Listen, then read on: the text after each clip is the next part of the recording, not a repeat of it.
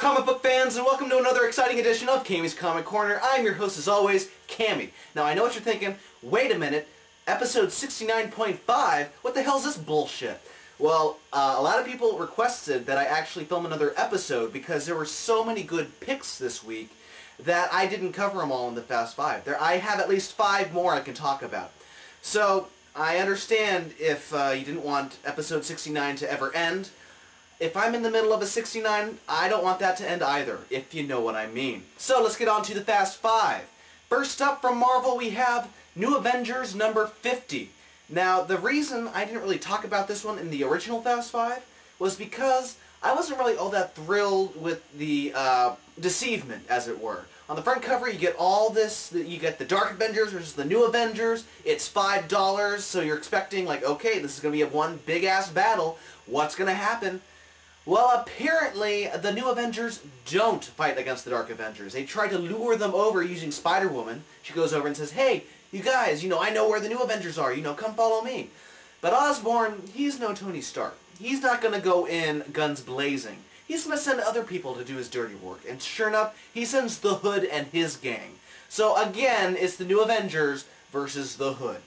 What I did like about this story, though, was the banter between the New Avengers as they were figuring out who the Dark Avengers were in the beginning. And random questions like, wait, hold on a second. Wolverine's had sex?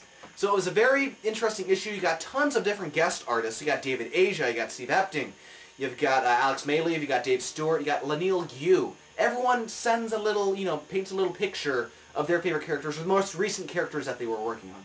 So anyway, although I didn't think it was, you got your money's worth on this one, I did enjoy the story, kinda. Next up from Image, we have Savage Dragon number 145. Now, I've been wanting to read this book for quite some time, but apparently it's really hard to jump onto. Well, guess what? This is the book to jump onto. The issue to jump onto is number 145. It's a clean slate. Eric Larson's giving his 110% now to his original character that he created years ago back in the 90s. And so new readers can rejoice. Basically, you follow Savage Dragon as he was a bounty hunter. Now he goes back to his roots as a Chicago cop in, well, Chicago. And the thing I like about this issue is, although Obama is incorporated in the story, it's not a cheesy-esque Marvel move where they show him for a backup couple of pages in The Amazing Spider-Man. No. Obama's from Chicago. Savage Dragon's from Chicago. They're Chicagoans, Chicagoites, Windy City folk, whatever you want to call them. So I thought that did really work well in this issue, and then at the end, you get a cliffhanger. You're a new reader, baby steps, you get to know the character, and then all of a sudden, you're knocked on your ass by the last couple pages. So, if you want to jump onto Savage Dragon, I highly recommend issue number 145. Next up from Dark Horse, we have Conan The Cimmerian number 8. Now in this one, we get a little backstory of this ancient, gods that used to rule the Savage Land, and, their emblem was a scorpion and whatnot. And you find out this Nanthok, who's the ruler of the big, gigantic, freakish scorpions. But Conan's going to deal with him in a few issues, from now. Meanwhile, we find that, he's back. Conan is back as a mercenary for hire. Joins one side. He joins the winning side. He watches both sides battle against each other and goes, okay, I'll go with these guys. They seem to have more money and they need me. You see a Benedict Arnold as one of the officers, though, so he might be a problem for Conan later on. But you get Conan killing people left and right. He's a barbarian. He does barbarian things. It's a good issue. I enjoyed Conan the Cimmerian number 8. Next up from Marvel, we have Thunderbolts number 129. Now, last issue, Air Force One was under attack when both Doc Samson and Norman Osborn were talking to President Obama on the plane. Samson was going after Norman Osborn, saying, you're the Green Goblin, you shouldn't be in charge of this position. But sure enough, the Green Goblin attacks the plane. Wait, where'd he come from? It's all a very clever deception by Norman Osborn.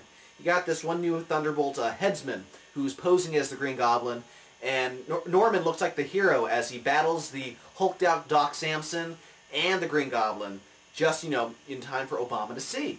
So Obama puts his full confidence in Hammer and Norman Osborn leading, meaning that the Thunderbolts, the title, because all of the Thunderbolts from Norman Osborn's old team are on the Dark Avengers now, and anything new Thunderbolts, they're going to be his Task Force X, his X-Force, his secret ops, black ops team, led by another Black Widow, as it were. And finally this week we have from DC Comics, Blue Beetle number 36. Now the aliens, the rogue Reach agents, go to Jamie. Last issue they say, hey, we want you to, be our leader as we conquer Earth and whatnot. And there's a big fight. And we find out that Jamie's in two places. How is this possible? Because he's using holograms around his school that Ted Kord invented just in case there was ever a fight at his school, people wouldn't figure out that he was the Blue Beetle.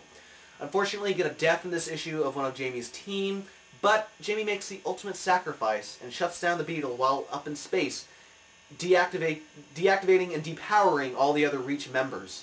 So it takes him 27 days to recover, but when he finally does, he's ready to go off and fight anew. This is a very nice send-off to Blue Beetle because unfortunately the series is now over with. I picked up this issue at number 1. I was highly disappointed with the first issue, but when issue number 2 came out, it all started to make sense, and ever since then, I'm in love with this character. I love this series. Blue Beetle will always have a place in my heart, because even though he's going to live on in the Teen Titans, I'm sorry people, I'm going to go out here and say it, but the Teen Titans title hasn't been good since Johns left. I mean, Jeff Johns knew that team, McKeever comes along. I'm sure, McKeever, you're a beautiful person, but I do not like your Teen Titans. I think it's crap. So, well, comic book fans, that does it for Cammy's Comic Corner, episode 69.5. If you want more Cammy's Comic Corner goodness, go to cammyscomiccorner.com, or you can subscribe to us on iTunes, or on YouTube, or on the RSS feed from the site. Yada, yada, yada. Visit my sponsor, www.deadlinegraphics.net. You can get cool comic book t-shirts like this. And for the month of February, all comic book t-shirts are 20% off. I'll tell you what the March deal is next episode. So, this has been Cammy's Comic Corner. I have been your host, Cammy. Have a good week. See you in 2 days.